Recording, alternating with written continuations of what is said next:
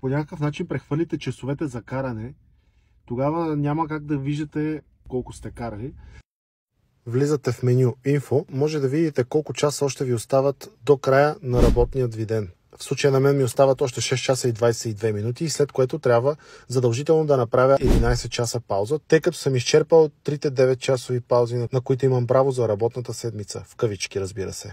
Натискам веднъж стрелката надолу, след което мога да видя следната информация. Отгоре вляво можем да видим последното време за управление, което сме извършили. На долната позиция от лявата страна виждаме 5 часа и 41 минути, което означава, че това е общото време на управление, което сме използвали за деня. Тоест за днешния ден общо имам 5 часа и 41 минути управление.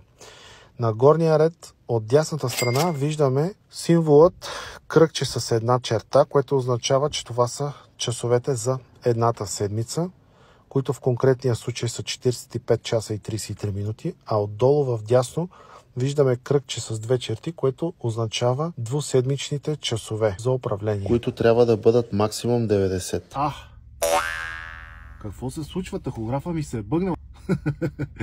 Не, приятели, шегувам се, тахографа ми не се е бъгнал. Просто всеки, който кара в Испания, знае, че в Испания масово фирмите карат доста часа за двете седмици. За двете седмици имам общо 99 часа и 52 минути каране.